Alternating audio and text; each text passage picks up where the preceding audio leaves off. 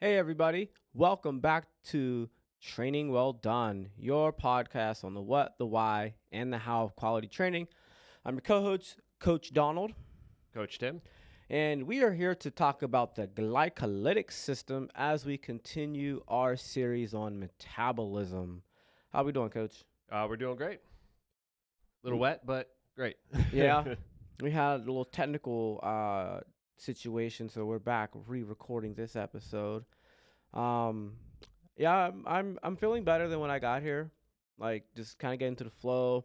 We had this crazy situation in my high school practice yesterday where a kid flipped out on some of the other kids for essentially being in poor sportsmanship and poor spirit in regards to showing up when they're supposed to show up, being competitive, and playing to win. There's a lot more that goes into it, but in a nutshell, some people weren't showing up for invitationals, and so relays weren't happening, and Mm. that came with some consequences.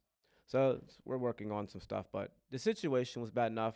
I don't know. I was thinking about a lot, and there's just a whole lot going on there. But I feel lighter because I was able to process the hydrogen acid and the lactate from the situation to now be at rest. Yeah, it's good. I mean, those are definitely challenging situations, right? Like you mentioned, you do get worked up over it. You do lose sleep over it. But they're good. They're good challenges. They help us grow as coaches and as people. You mentioned you got wet from being out there in the storm.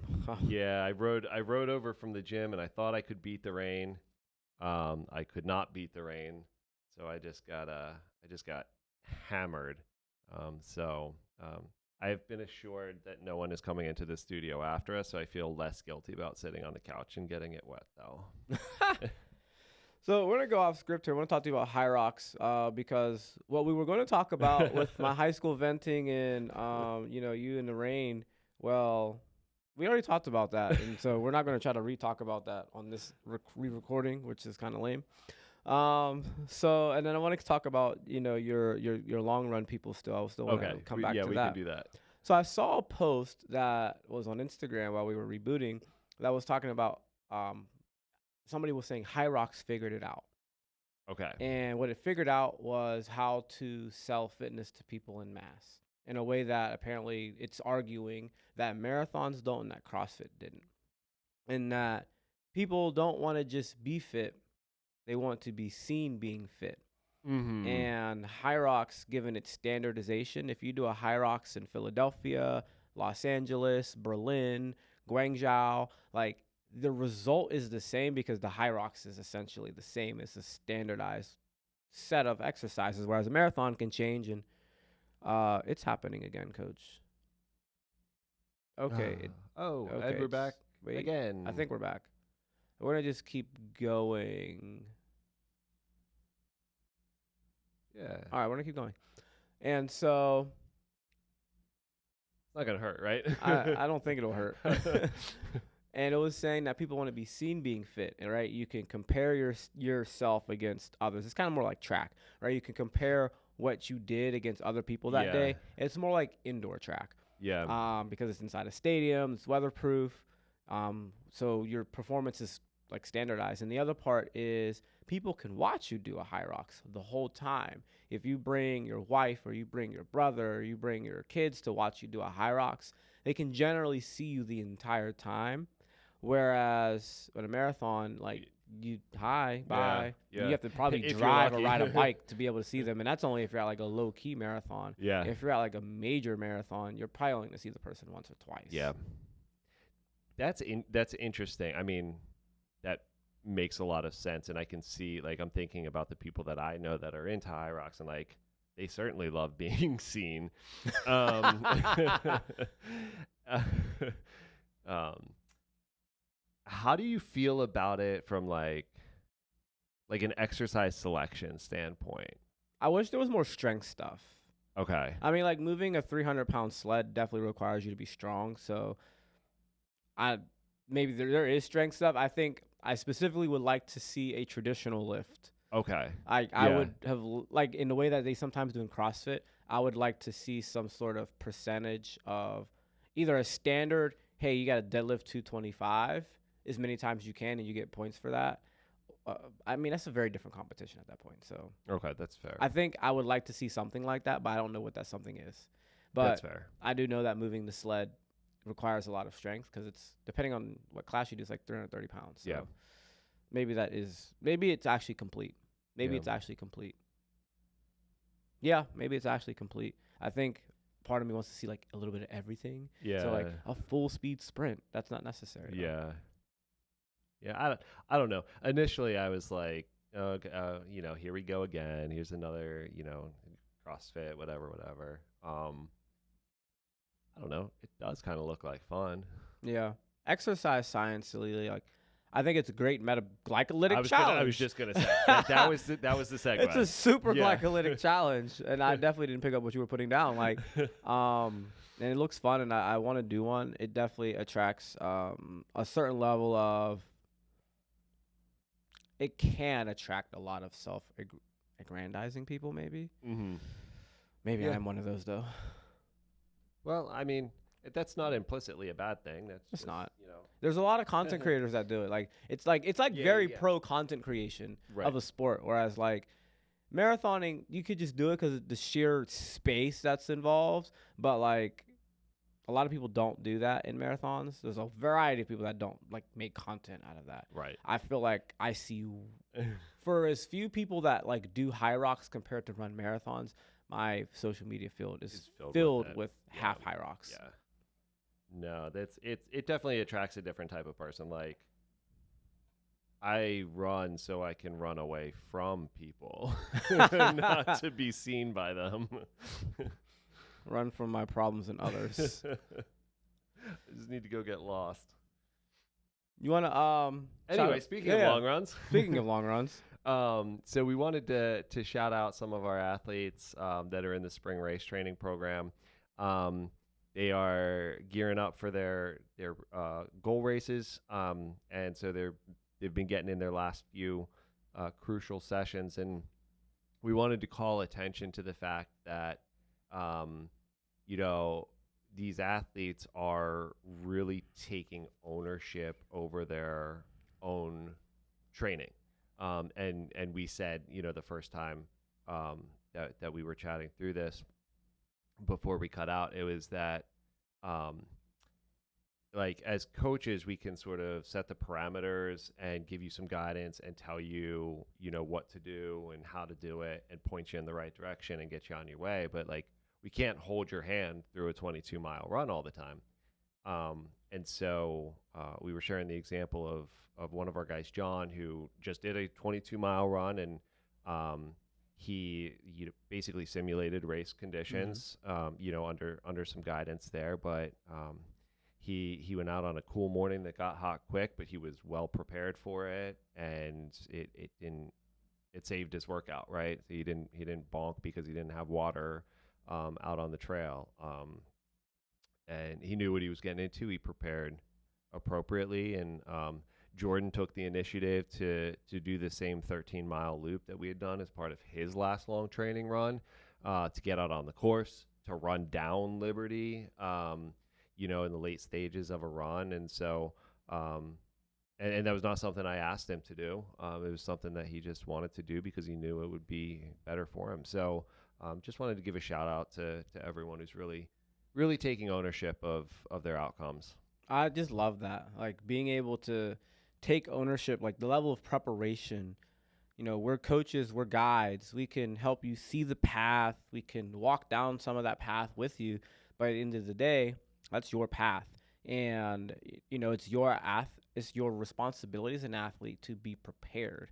And it's great that John got everything prepared. He knew what the course conditions were going to be like to go on the gap trail and run, and making sure he had everything he needed to have, so he didn't have some random excuse about why he couldn't do his run. Yeah. Or having run Pittsburgh and run down Liberty Ave. I like to think that running downhill at mile 22 is fun, but it's really not. It's actually very painful. And, being able to get his body used to running down there and getting a good training run with that, shout out to Jordan. That's preparation, and that's owning that outcome of, hey, you know what? At the end of the day, it's still my race, and I need to be able to make sure that I'm prepared as best as I can do to go out and execute. And there's only but so much my coach can do for me. Right, right. We're definitely a huge part of the process, but it's not our process. So shout out to y'all. So I want to talk about glycolysis here, and we're going to talk first about a few myths. Okay, so I have 3 things that we want to address. One, for goodness sake, our bodies do not just sit around holding lactic acid. The burning sensation that you feel is not necessarily lactic acid.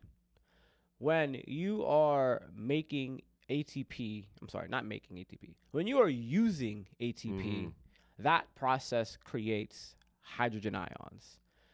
When you are burning through it in glycolysis, you are making a lot of them. So part of when you take the ATP, you mix it with the water, hydrolysis, that releases hydrogen ions to give you that energy. When you're using glycolysis, it's producing at a very fast rate, and glycolysis happens over a long enough period of time that it starts to accumulate. The accumulation of the acid is what you feel. So what about lactate? In the process of going through glycolysis, there's an end product of pyruvate that mixes with another enzyme that creates lactate. And lactate is created so that glycolysis can keep happening. Otherwise, it would slow down from the acid buildup. So the pyruvate essentially accepts an acid, which then turns into lactate. But that's not lactic acid. It just turns into lactate. One of the second, there's like different layers of buffering that we're going to talk about, but that's the first layer of buffering. And the second one is your body expelling the acid out of the muscle cell. Expelling it out, the MCT has to take the lactate out with the acid. But they're not together, if that makes sense. They're not one singular molecule. Your bloodstream will pick up the acid, or and it'll get breathed out as CO2 because it's going to mix with the sodium bicarbonate, the baking soda in your blood. That's going to mix with the acid, and then boom, you breathe it out, or you pee it out, I guess.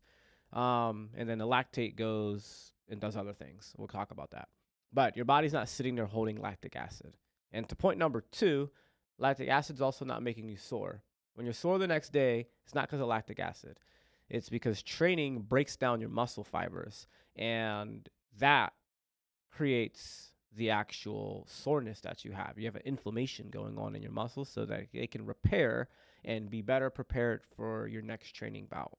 Before we get to point number 3 here, Coach, we mentioned this the first time around, I think. Do you think part of the confusion comes from the way it's measured with that 1-to-1 ratio? Do you think like that's why people are under the impression that lactic acid is accumulating and that's what's making them sore? I think that's part of it, because it's just easier to say that. Lactic acid is a real thing. Like, it's in food. I think it's produced like when milk is spoiling, because remember, lactate is milk sugar in a sense, so it's the sugar that's in milk. But so I think that's part of it, and there's other animals that do create lactic acid. So I think there are a variety of different reasons why that. Yeah. I don't remember how it came into the training conversation at first that caused it to take such a cultural grip. Yeah, it's very deeply rooted. What else were we talking about? There was something else we were talking about recently that was just like patently false, but so deeply embedded in the narrative that we're just like, forget about it. Yeah. I also know that at least one person is going to make a joke at our next trackside session after hearing this episode about all the lactate in my legs. Yeah. Lactate's actually a good thing. It's fuel because lactate is sugar. Your muscles will actually accept lactate from another muscle and use it aerobically, or it goes to your liver through a thing called the Cori process, and your liver turns it back into sugar. But that's for another part. The other myth I'm going to think about is that it doesn't need to be developed in endurance athletes, it being glycolysis. Being able to develop your glycolytic system will help you a lot as an endurance athlete. It's not just for 400-meter runners or milers. Being able to run a 5K has a lot of glycolysis going on. Being able to, or fast glycolysis, I should say. being able to run a marathon at good paces, fast paces, making surges, being able Mm. to train hard, you have to be able to develop this system. Yeah, we're seeing definitely a shift towards like shorter, faster intervals, even for Like as in endurance what you're events. doing or like what the culture is doing? Generally speaking, like yeah, like across the board. Um, I think there's still value in, you know,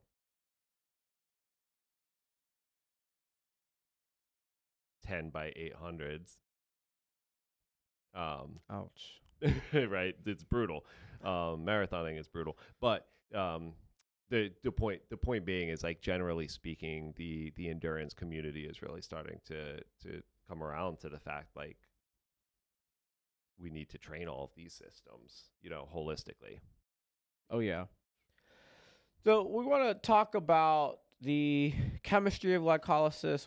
We'll keep it user friendly. Talk about fatigue, recovery, how much you can handle, and then of course our training applications for Mm-hmm. this. We're gonna go over a quick review though of ATP. So if we remember ATP, that is energy. It is adenosine triphosphate. It's an adenosine with 3 phosphates. When you break one of those phosphates off, that releases energy. It's ATP plus water. You end up with ADP, released energy, and inorganic phosphate and hydrogen. So breaking that bond creates the energy. And when you're doing something that has fast output, then you need a rapid turnover. So let's say you're trying to run fast, or let's say you're doing a Hyrox.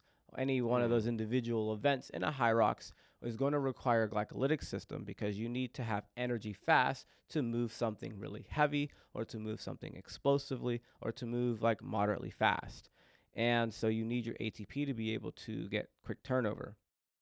Now, we don't store ATP in large amounts. Right now, while we're sitting here, your muscles have ATP sitting on them. That's just replenished. And if I were to just explode out of this chair, like I have ATP to just do that. But it's constantly being used. Like every cell in your body is using ATP. It's not just your muscles. So there's a lot of regulation on that, and just the way it chemically is, like having a bunch of it would throw your cells in off balance. So we store the fuel that makes ATP. That's your sugar or your glycogen, your fat. Having phosphocreatine, even your muscles can be made into energy.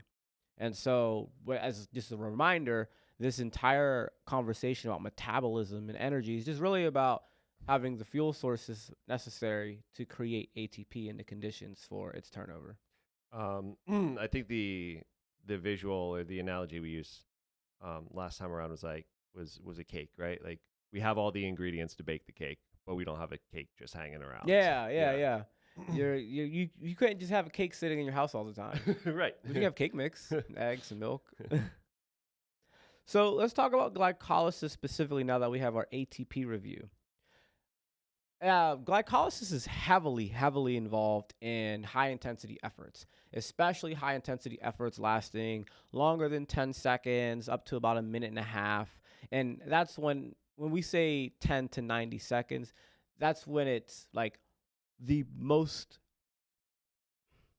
the used the most as the main driver. It is used still constantly.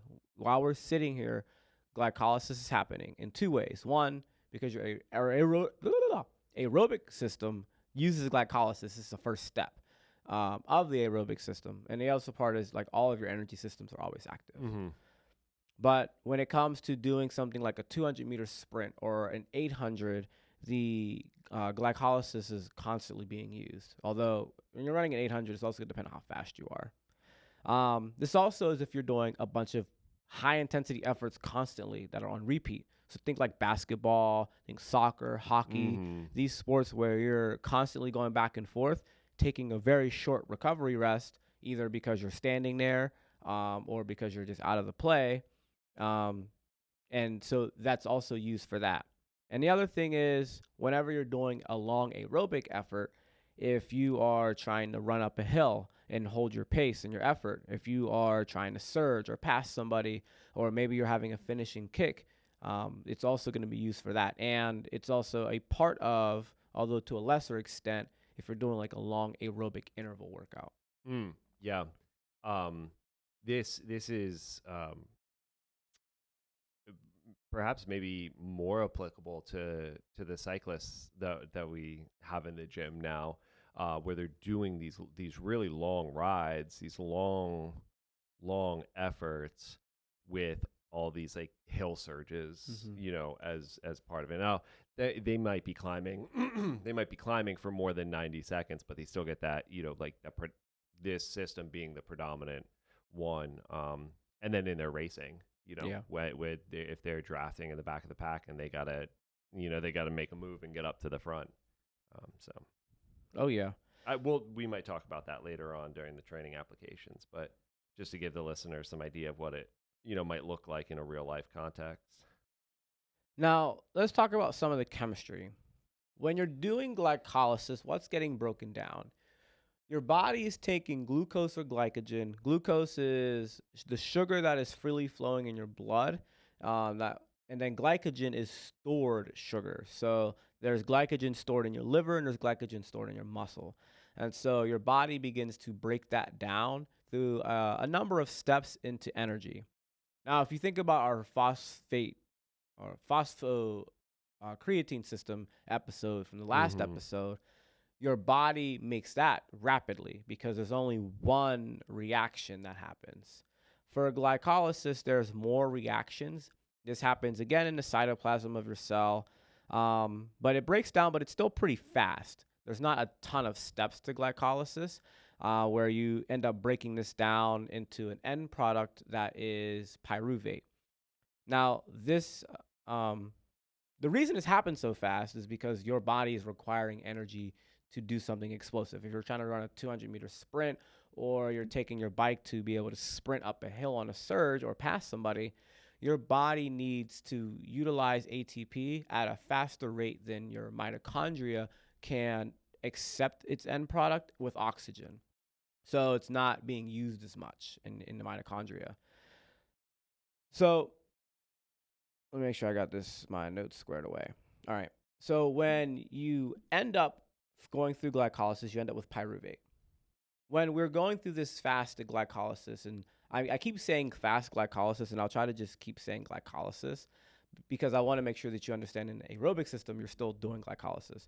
The pyruvate turns either into lactate or it turns into a molecule called acetyl-CoA. If it turns into that, it goes into the Krebs cycle and electron transportation. That goes into the mitochondria. But the lactate stays in the muscle. And at that point, your body is going to push that out, and you'll have the hydrogen ions that build up because this is all building up very fast. Think about again, if you're sprinting your bike up a hill or sprinting halfway Mm-hmm. across the track or around a full lap on the track, you need a lot of energy to go fast. And so it's building this up. And so you're going to get that kind of burn situation.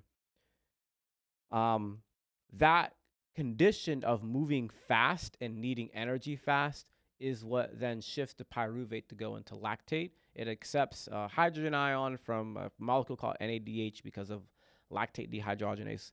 And then you have this lactate because then that builds up very fast. Versus if you are you're power walking up a hill, that's going to turn and go into the mitochondria to go through aerobic processes. Yeah, that makes sense. Um, and if people have been listening and following along, they'll immediately like go back to that conversation on buffering and like being out of balance or out of equilibrium, and how we can train the buffering capacity or capability of the system to deal with this excess byproduct. So to capstone this chemistry lesson, right? So we take the glycogen or the glucose. It goes through a few enzyme processes in the muscle cell to turn into a bunch of ATP that your body uses to have the energy to go sprint your lap around the track or sprint up a hill on the bike. And then those processes also create the hydrogen ions that you start to feel. And the end stage product is pyruvate. And pyruvate's like this great crossroad. And if you are requiring energy fast, the pyruvate is going to go into an enzyme called lactate dehydrogenase. and it is going to take from another enzyme, NADH, which is a byproduct of breaking down the sugar. It's going to take a hydrogen ion. That's the first part of the buffering that Coach Tim you were just talking about. That's the first part of the buffer. Because if that lactate sits, if that hydrogen ion sits there, it slows down the glycolysis because the acid makes it hard for your cells to function. Just think if you were just sitting in a pool of stomach acid, it'd be kind of hard to like function, right? You think if you get like an ulcer or something, right? That burns. It doesn't feel good. So your body has this layer of buffering. The lactate helps accept it, but eventually they still build up. Like it doesn't accept all of them, and then your body needs to start expelling that stuff out the cell. And so, but if you don't need energy that fast, then it goes to the mitochondria, where it turns into acetyl-CoA to go to the mitochondria, which is a very similar molecule with a very different name. It's just very small chemical process, and it goes to a whole different thing that we'll talk about in the next episode. So, and that is just a different way of buffering, a less. It's not so much a different way of buffering. It's that the energy, because remember the energy demand is less from like a I need it now sense. So you don't have as much hydrogen building up in the first place. Anyway. So like if you take a 1 minute glycolytic effort, let's say sprinting a lap on the track, versus a 3 minute effort of, let's say you took running around the track and you had to do it in 1 minute versus 3 minutes. Okay. To do it in 1 minute requires a much faster energy turnover. And so you're going to have a lot more hydrogen that builds up in that 1 minute of effort. Whereas if you were jogging it and it takes you 3 minutes to go around, you never need so much energy at one point that you need to buffer very much in the first place. Okay. So is there, in your mind, is there a distinction between clearing and buffering? Or are they sort of one and the same thing? I kind of use them interchangeably. Okay. Got it. Yeah. Got it. So well, I'm glad you have a good understanding of this chemistry section. I was never any good at chemistry. I mean, I'm not necessarily great. I have this particular set of processes I have memorized to the extent that I can say this. To tell you all the other enzymatic steps that go from breaking glucose 6 something, I think glucose 6 ribose. I don't know what those next steps are off top. I could read it and follow it, but I don't know those things. So let's talk about some of the capacity and the fatigue and recovery part. So we keep talking about the hydrogen ions, and saying the same thing over and over again, right? I told my kids this at practice. I'm going to say the same things over and over again. You just need to get it in your head. The hydrogen ions that you feel, these are hydrogen acid. You remember in science class when you took hydrochloric acid and you just burned stuff? Do you remember that? I don't remember. I'm sure we did. So the HCl is your stomach acid, and you can you just put acid on stuff and it burns, right? If I took HCl and put it on your shirt, like you'd burn holes in your shirt. It would burn your skin. And what makes things acidic is them having hydrogen. So we think about our pH. As the pH drops, it means that the density of hydrogen ions is increased. Okay. Versus when something's a base, it's I think it's like a hydroxyl, but it's OH, and whatever about OH, it makes things more basic. Okay. I follow. All right. We could even think about really basic people versus really spicy people in that sense. And then there's like the neutral. Water's neutral, and then vinegar is really, really basic. And I guess hydrochloric acid is extremely spicy. There you go. That's the spectrum. So we mentioned they get reproduced during the ATP hydrolysis and when like the glycolysis is just moving really fast. Now, what limits fast glycolysis? What do you think when we think about talking about fast glycolysis and being able to make energy fast? What do you think limits that, Coach? Well, I mean, we've already talked about the hydrogen, accumulation. You just mentioned the muscle pH imbalance. This last bit that you have on the notes here, though, is one that I don't think would necessarily come to mind for a lot of people, and that's just glycogen availability, right? Like you run out of fuel. you run out of gas. Now, when it comes to running out of gas, this especially applies for doing a fast aerobic effort. If you Yeah. don't have a lot of muscle glycogen, I mean, if you're running a 200-meter dash or 400-meter dash, that's not that big of a deal. Some people actually, we like to do a sprint on a slightly empty stomach so that we feel a little lighter because it's just explosive. You're not going to burn through all your glycogen. But if you are running a 5K or a half marathon fast, you absolutely need to have glycogen available. Because if you don't have enough sugar, then you can't do fast glycolysis in the first place. I think this might not be the best example, but I think of it. I think of it this way too: is like, especially when you're talking about repeat interval efforts. Think about what your fuel costs are if every time you stopped at a red light when you went to start again, you just floored it.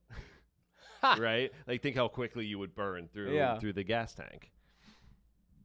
I like that. Yeah, like if you're running a half and you're trying to like run at, I don't know, for a lot of people, an 8-minute pace or 7:30 pace is really fast for a half.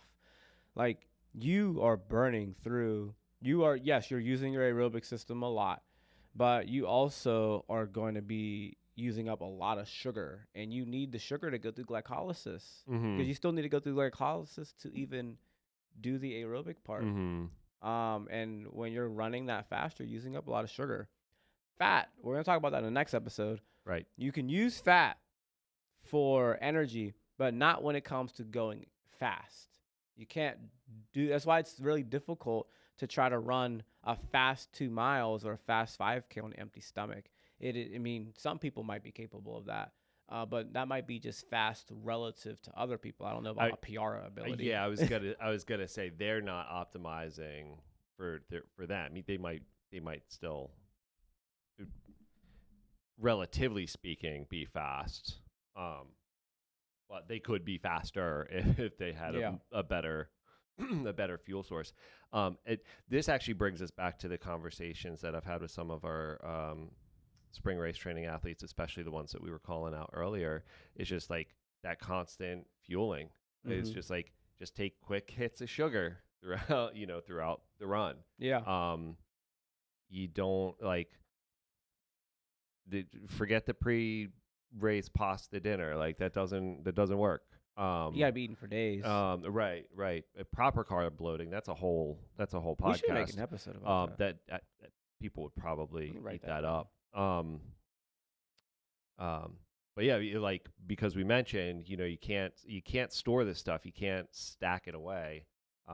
But you need it for these longer, harder efforts, and so you just need to take those quick hits every 30, 40 minutes. So let's talk about I'm typing down carb loading. I'm gonna put that on our list. So let's talk about buffering. This was something that I was brushing up on in writing this episode because I realized that I actually had a slightly too small of a scale of understanding of buffering and had it in the wrong way. Okay. So there's kind of 3 layers as I was working out about buffering. So there's this first part. Now it's not a big contributor, but it is that part where the pyruvate accepts the hydrogen ion. And we talk about buffering or clearing. This is about getting the acid out of the muscle cell so that your muscles can keep producing energy. If you can't sprint a lap fast, one of those factors for you, and I mean fast, not like, oh, you can run it in 55 seconds. I mean, like, you can't actually sprint it in the first place. Like, you have to just jog your sprint it. is, yeah. One of the things holding you back is like how quickly you can get the acid out. And because once you have that acidic environment, like your body just can't produce energy that fast because it wants to slow down. So being able to have the the pyruvate absorb that hydrogen ion, that is one part, but it's it's not an intentional buffer as I read it. It's more of something that allows glycolysis to keep going. So buffering is not like a thing that's just like, all right, we have our buffering for the sake of buffering. It helps you keep making energy so you can keep developing force. So that's part one. You accept the hydrogen ion so that glycolysis and that glucose can keep getting broken down. So we got that? Okay. Number two, this is the one that I actually did not understand very well. Number three is the one that I'm all about. Number two, I didn't get. Moving the acid out of the muscle. I've said this, but this is Yeah. something new to me. Okay. I don't think I really appreciated, like, how does your body get rid of the acid? I'm with you. My my level of understanding stops there, right? We we grab it and we get rid of it. Just pluck it, right? Right? Get off. Yeah. Might as well fly. So you have enzymes, not enzymes. I don't even know what they are. They're molecules. MCT1 and MCT4, or longer name, monocarboxylate transporters. Monocarboxylate. That's a mouthful. Wow.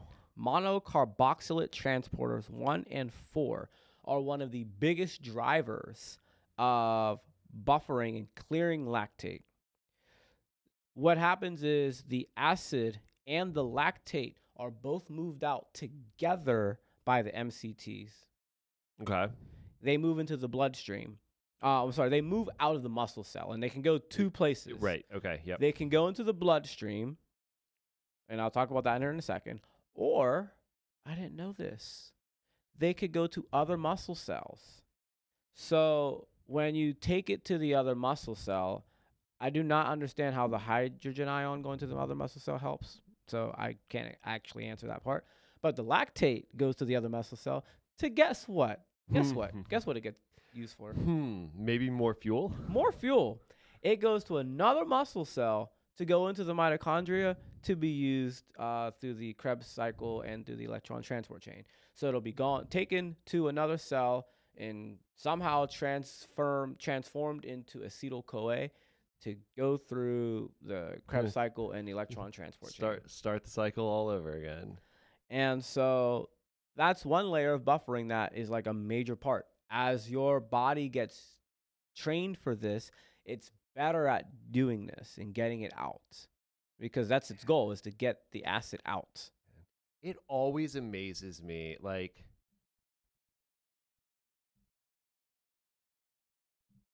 so as an endurance athlete, we're all about efficiency and economy, right?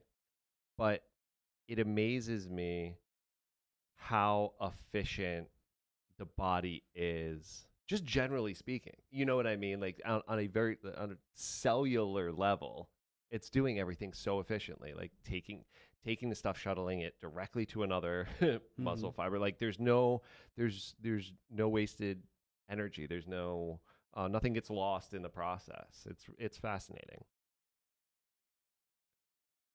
Now, are you ready for this, Coach?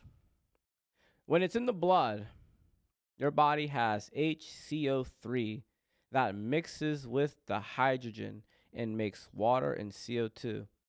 HCO3, for our non-chemistry nerds, is essentially baking soda. So your body takes its own bicarbonate, mixes it with the H plus, the hydrogen ion, and then that acid that's burning you, it goes into H2O and CO2. So you end up peeing it, and then you end up breathing off the carbon dioxide. And I'm just like, that's fascinating. Fascinating. Right. To your point, like, yeah. What? Like, how did you come up with this? Yeah. And we think, like, we as coaches, we have a good appreciation for this stuff, and then you start looking at it at this level, and you're just, wow, cool. Yeah, like that's wild. Nutritionally, you got to have glycogen to be able to do fast glycolysis. Low carb diets are just going to reduce the intensity capacity. Think about Ramadan recently ended like a month ago. If you are fasting and you don't have your blood sugars low, your muscle sugars low, and your liver glycogen's low, you're going to struggle getting through doing anything that's intense just because you don't have the fuel to do it. So you just can't make that kind of energy. And this is a whole other thing that we're not going to talk about in this episode too much, but low glycogen availability and low blood sugar also contribute to a faster buildup of like it's harder to buffer. You get more hydrogen ion buildup. The processes just don't work very well. There's something about fuel abundance that also helps these things. Um, but yeah, you can't do intense stuff if you don't have any sugar in this thing. Right. Work to rest ratio. So when it comes to, we're kind of shifting towards training applications now. This is trained by having short rest intervals. If you have a long rest interval, you get a lot more clearance out. So the shorter the rest, then the more accumulation that happens. I'm sorry. The shorter the rest, the less accumulation you clear out. And the longer the rest, the more that you can clear out. So when you train through this, you want to work through partial rest just because it forces your body to keep working on getting rid of it. Because again, the way that our body wants to adapt is that you have to keep forcing it through things that are not optimal and that are painful, or at least just very difficult, that force it to get better at doing the difficult thing. The difficult thing in part is being able to actually get the lactic acid, look at me, the lactate and the acid out of the muscle. And so as you keep training, your body gets better at doing that. It gets better at doing the actual enzymatic process of glycolysis and being able to take the lactate and use it as fuel somewhere else. Like these are things that essentially your body needs to practice doing better. It comes pre-installed with the ability to do it, but training makes it do it better. And as you get better at that, you can tolerate higher levels of this, because it'll be in your blood. Like it'll get better at. Oh my God. I think I just had an epiphany. You look like you just had an epiphany. So, you know how they do like blood lactate measures to measure your blood, your lactate tolerance? Sure. And for like, let's say people with really poor lactic tolerance, it might be 2 millimoles per something. And like people with really high lactic tolerances, it might be like 4 or 5 millimoles per whatever they're picking up. I just remember like the millimoles on the little scale. What just hit me is that they do it as a blood measurement. So they're measuring it in your blood, which means that your lactic tolerance is going up. When you think about lactic threshold is going up because your body is better at putting the lactate in the blood, which is why it shows up higher in the blood. So the higher the blood, maybe I'm correct, and if I'm not, somebody correct me, and I'll look this up later. If the blood lactate levels are higher after you've done, let's say, 3 months of training, it's because your buffering got better at expelling the hydrogen ion and the lactate into the bloodstream. And that's the thing that you're training. Yes. Like, that's the thing you're training. Yeah, you want all the neurological adaptations to be explosive and whatever, but, like, that's a big thing that you're training. And that allows you to run at faster paces or cycle at faster speeds, because you can get the acid out of your muscles faster. I don't think I appreciated it in that sentence. Neither did I. The one quick note, and maybe this provides a segue into the training applications piece, but I had the Trackside group do a session the other day, and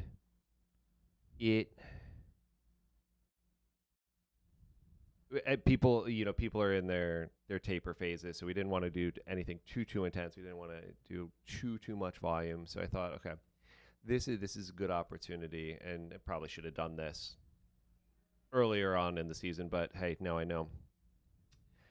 Some of the more experienced athletes or people with an athletic background will like understand when they're doing intervals. Like they'll understand, even if they don't understand to this extent, they'll be like, okay, right, I'm ready to go. They take that big breath after an interval and they're, okay, I'm ready to go again. And like somewhere deep down, they understand, okay, like everything has been cleared, I've reset, like I'm good to go. Or on a short work to rest ratio, okay, like I'm not really reset, but uh, uh, I've cleared enough that I can get through this next interval, and like did we do that on repeat? So, but I to go back to what we were saying about people taking ownership of their own training, we have some people this training cycle who um, really don't have much of an athletic background, um, aren't really in tune with these like physical sensations that coincide with full clearing, partial clearing, et cetera, et cetera. And so they ask these questions like, hey, like, why is this work to ratio what it is? Why are we doing that? Which I appreciate. Please keep asking those questions. But I had him do 3 minutes on, like 3 minutes hard, 3 minutes off, easy, like hard, easy, hard, easy. 3, 3, 2, 2, 1, 1. And I was like, I want you to take note of like how your body feels after a 3 minute recovery versus after a 2 minute recovery, and then after like only having a 1 minute recovery. Like just notice what those sensations, notice what happens when you go to start the next interval, like how quickly into that next interval you start to feel like, ooh, and I don't know, it was just really cool just to see them experience like, oh, we want to take full recovery because we need to make this next interval just as good as the preceding interval. Well, or, hey, we need to take less recovery and not feel so great so that way we can practice this, our ability to buffer. So like the workout itself was not fantastic from a training stimulus standpoint. But it was just cool to watch their reactions. can you talk a bit more about the reactions? And I'm processing what you said in regards to like them understanding, oh, like, being why they might need to have complete or incomplete recovery. But what were some of the sensations they expressed as they were trying to understand the difference between a 3 minute full recovery and a 1 minute recovery? A lot of it, if I'm understanding your question correctly, Coach, a lot of it came back to just respiratory rate. I was like, keep track of your breathing, right? After 3 minutes of just easy walking or easy jogging, I bet you would have done one of those, right, at a certain point. Take note of the fact that probably isn't going to happen on the next interval. Take note of the fact that after a 1 minute recovery period, you're still short of breath because you're still trying to expel all of this waste buildup.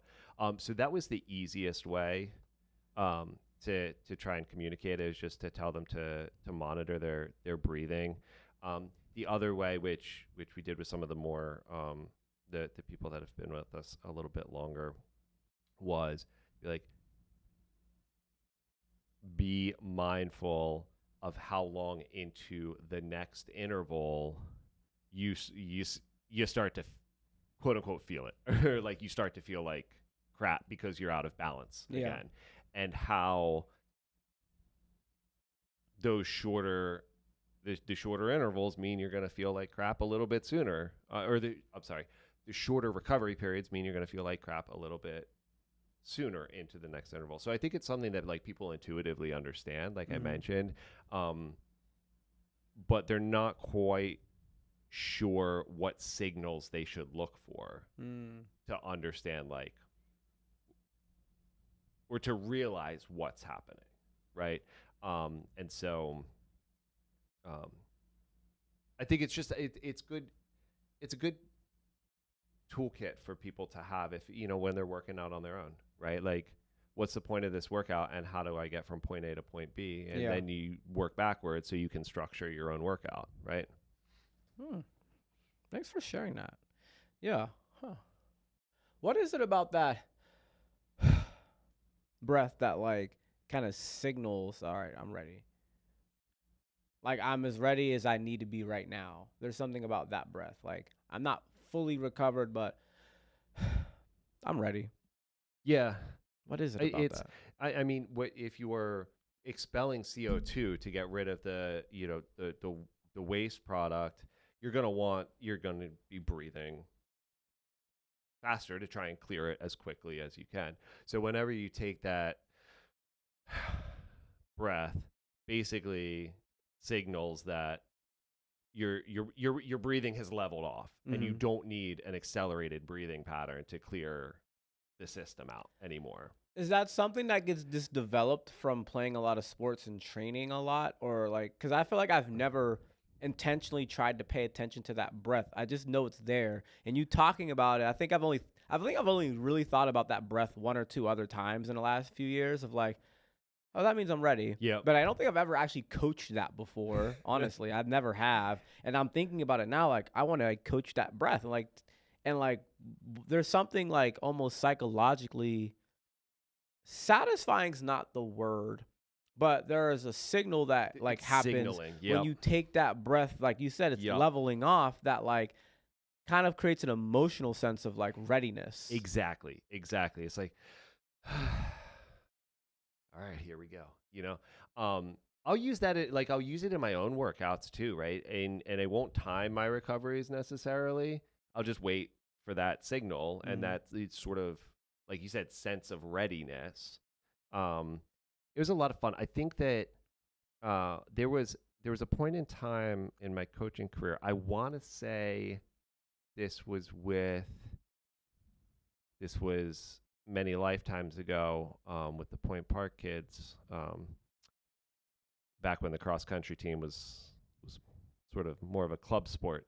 Um, but I think it was in that context where we did like 400 repeats, and the only cueing was wait for that breath. And so I would just be hanging out, and as soon as I heard someone, okay, you're up, Yeah. go again. Yeah. That's interesting way to just first of all, it makes me want to go do It a was a fun workout where I workout, just yeah. just do that. And then the other part, like, yeah, like that's a cool way to teach people even how to like notice that is like I'm just gonna send you off when I hear your breathing level off. Yep. And that's kind of the beginning. It's almost like so something I was thinking about when you're talking, like so much is on a gradient scale. Like and with that, like there's kind of this, I don't know which way I'm drawing this, but there's, you know, kind of this exponential thing. And like as you're resting, there's let's say your breathing is really high, there's kind of an exponential leveling off to where Mm. your breathing's really high for a while and it'll kind of drop off pretty quickly once you're recovering. Uh-huh. And then like And then once it you're recovered, it slows slow down down. and but it might slow down over several dozen minutes before you're Uh-huh. like fully baseline again, but it'll happen quickly, just like energy replenishment, right? We talked about, especially in that phosphagen episode, and even with this, when you go through a really hard glycolytic Good effort, call out. Yep. um, your body, let's say you do a really hard 45-second sprint, like your body's going to replenish a significant portion of your ATP in the next 30 seconds. Mm. Like over half of it's I going to was be gonna in like say the next 30 50%, right? seconds. Yep. And then in that next minute after that, that it takes another minute to get you to like 80%. And then it's going to take you another several minutes to get you past 90%, which is why this workout gets done with incomplete recovery. Some of it's just from time's sake. Like 2.5 minutes in, you've recovered like 80% of your ATP. To wait to get to 100 is going to take you another 15 minutes. And like, because of the gradient Mm. effect of like, the lack of ATP that your body has creates this reaction that it needs to make it all happen again. And but once it's there, it's like we don't need to like do so much. Um, and it goes back to before we talk about Excuse this, me. I want to fly through this training application part, but the aerobic part. So and I'm going to talk about this a lot more, I think, in the aerobic episode. Mhm. But your body really, really wants to stay at an aerobic rest situation. That's literally why we have to train. Because the way that me and Coach Tim are right now, this is how our body wants to be, aerobically, not working very hard. When you start trying to do hill sprints and you start trying to go on really fast 1 kilometer bike intervals, like your body is like, bruh, why are you doing this? And so as soon as you're done, your aerobic system starts to ramp back up. I mean, the moment you finish, your aerobic system ramps up to help you with recovering, because that's the body's preferred way to make energy, because it makes way more energy. It just takes Mm-hmm. longer to do it. And so, thinking about that whole breathing process and that, and just the recovery aspect of that, like your body's working through that aerobic system to like make that energy. So once you take that breath, it's like, all right, the damage has been done. We're Yeah. good now. And you kind of like feel that in your spirit a little bit, like, oh, all right, I'm ready. There was also an interesting moment. I had a chance to do so um, in the example I just shared. That was one of our Thursday morning sessions with a little bit of a larger group, and I say larger, it's 9-10 people, but those were some athletes that could benefit from like the learning part of that session. I repeated that workout this past Monday evening. See, this is why y'all need to come to Adult Trackside. Repeated that workout with two more experienced athletes, so I was able to jump in on Monday, and so we did 3-3, 2-2, 1-1 to grab some water, and then obviously we repeat that. The workout wasn't that short, and then at a certain point during the second round of the cut down, during the 2 minute on, it was about halfway through the 2 minute on section, I was like, there it is. And like I said that out loud as we were running, and when we finished, the two people I was running with were like, wait, where what is, and so I had an opportunity even then with the more experienced people to explain, like, oh, like that sensation that you feel, like, ooh, when that interval gets hard. To me, I was like, oh, great, like it happened right on time. They go from feeling, okay, this just got really hard. I'm like, yeah, okay, here's why, here's what happened. I don't know where I was going with that thought. I think it was to say, like, Yeah, like you just like learning about this stuff, it's really cool because then you see it and you feel it happen when you're out there, right? yeah. Doing your own training. So, and that's why we need to train. That's why coaches need to train. That's why, like, even the sports science people, like, you need to train, because you can learn all this stuff, but like the process of training is where you, like, it comes to life. Mm-hmm. So some training applications we're gonna go through here. When you're in the weight room, so these first few points are about being in the weight room. Once you're doing like 6, 10, 15, 20 repetitions, like those are kind of glycolytic training sessions. If you're trying to work on building muscle, a lot of those training sessions are glycolytic, because again, it's about the time that you're spending having to produce a lot of energy. So if you're doing a heavy set of 10 squats, best believe like you're feeling that glycolysis. You're feeling the acid buildup, and that's making those reps uncomfortable. We do that 2x20 protocol a lot of times, or 3x20 sometimes, where we're doing those 20 reps, and like people are feeling that, and that's helping those athletes build that fitness. Last night I was dealing with this next part. Glycogen availability directly impacts your lifting performance. If you don't have enough like glycogen, you can't lift very much. I went to the gym. It was like last night. It was like 7 or something when we got done, and I was like, all right, I wanted to lift, but I had to get a couple of emails out. So I just did as many push-ups as I could and as many pull-ups as I could. Let's just say that the pull-ups were bad enough that Leslie literally laughed at me. I was like, Leslie, I did 9. She just literally was chuckling. I'm like, oh my gosh, all right, I'm gonna just do more. Like I was struggling to get through the push-ups, struggling to get through the pull-ups, because I hadn't eaten since like our marketing meeting at like 10:30. Yeah. You know what? That's funny. I remember I was kind of like lost in my own little world, kind of metabolizing the evening sessions when we were sitting there post. But I remember hearing you say like something to the extent of like, I really want to get a lift in, but I just can't. And I was like, I remember thinking, well, that has nothing to do with motivation, right? Like, it's just physically probably not possible to get a good quality lift in for coach right now because of what you just mentioned. So just know if you're lifting on an empty stomach or you're trying to do something hard on an empty stomach, it's just going to be extremely difficult and pretty inefficient. Mm-hmm. Like you can get something done, but you're not going to be able to get through a full training load. We talked about some running stuff. So, like, how does interval training like this improve your glycolytic capacity? You actually, if you do enough of this type of work, like enough repeat 300s, 400s, if you do enough like 15 rep sets, you can actually improve your mitochondrial density. Now, improving your mitochondrial density is more of an aerobic adaptation, but it's an aerobic adaptation that gets done during glycolytic work and really fast aerobic work. And so, what that means is you have your mitochondria, boom, your powerhouse of the cell. You can have basically a hormone that creates more of that.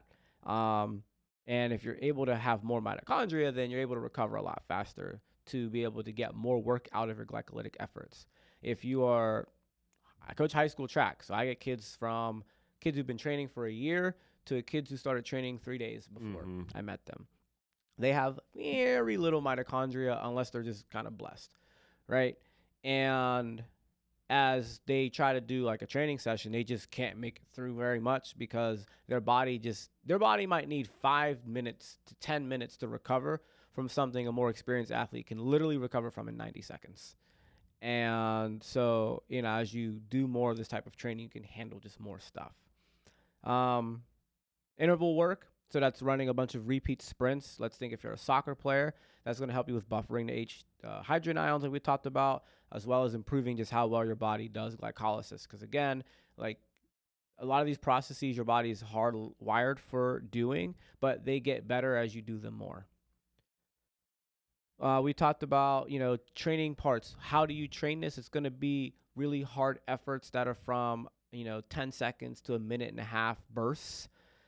If you're doing something that's like a hard 3 minute or 5 minute burst, you can work on this, but it's not it's not the main thing you're focusing on.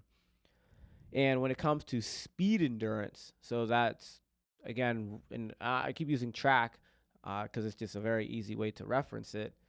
If you're running a 400, that's speed endurance work. If you're running a 200, it's speed endurance work. If you're a good 800-meter runner, it's speed endurance work.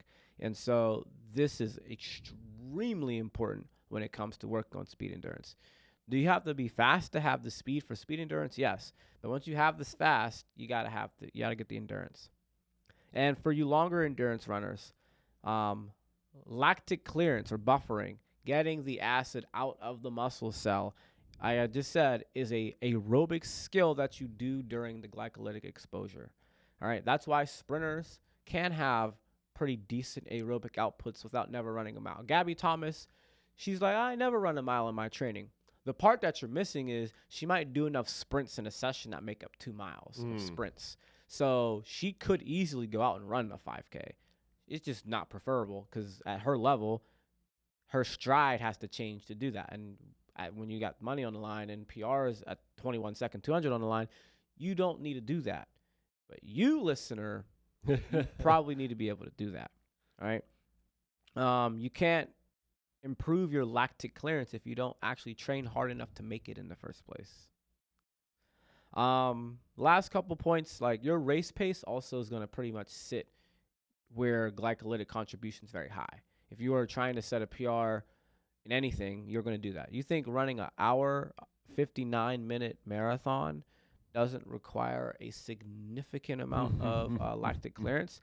Actually, I think they said that about Michael Phelps, that outside of his crazy wingspan. He genetically has like I think a higher amount of mitochondria to produce energy faster, or I think it was no, he had a genetic advantage at being able to clear lactate. Let me look this up.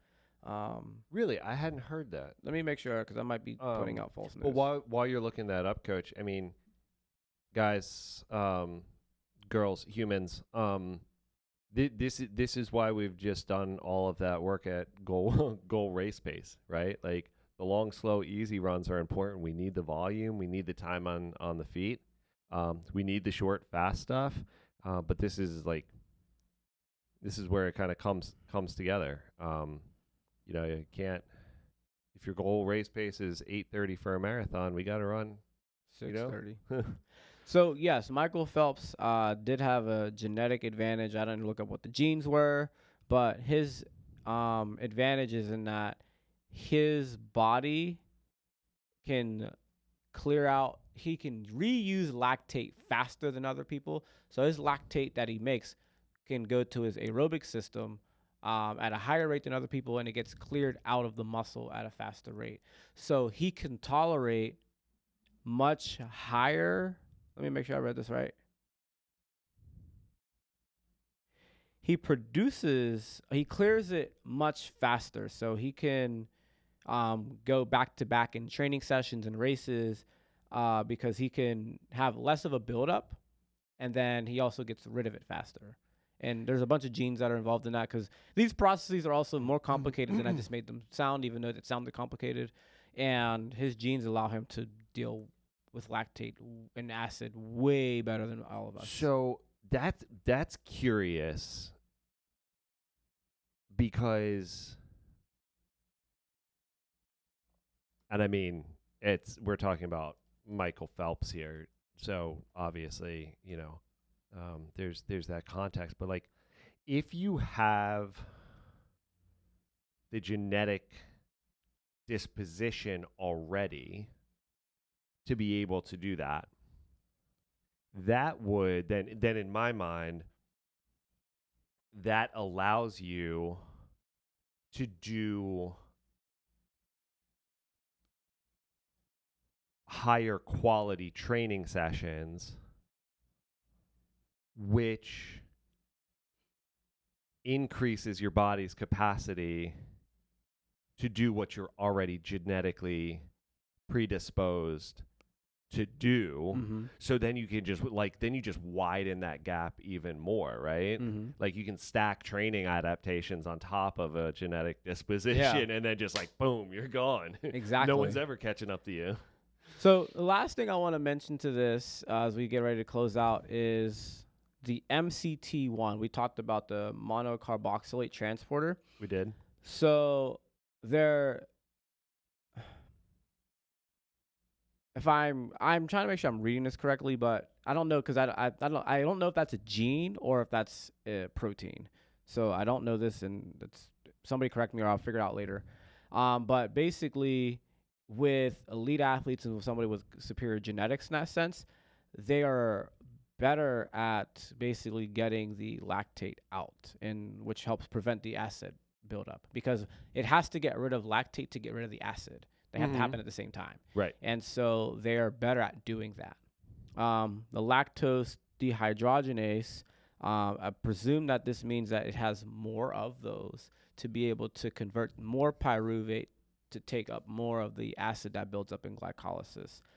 And this other gene, ACTN3, they call it the sprint gene, alpha actinin 3, is a protein that is in fast twitch muscle fibers that basically allow them to build up less waste product when they're doing glycolysis. Oh, interesting. And so these things allow people like Michael Phelps to be able to use lactate a lot more efficiently because it gets remember that lactate then goes to another muscle fiber to be used aerobically.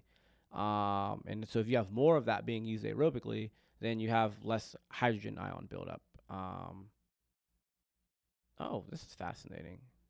On top of the fact that he had like crazy lung capacity. So, all right. So we talked about ATP in our episode, and again, going over how ATP is turned into energy. We talked about some of the chemistry.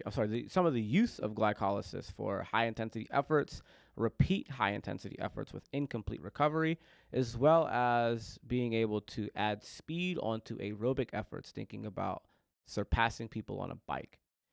We talked about some of the chemistry, so how glucose is broken down to create energy. It's fast because you break down the sugar very fast, and that comes at a cost of creating a lot of lactate and a lot of acid.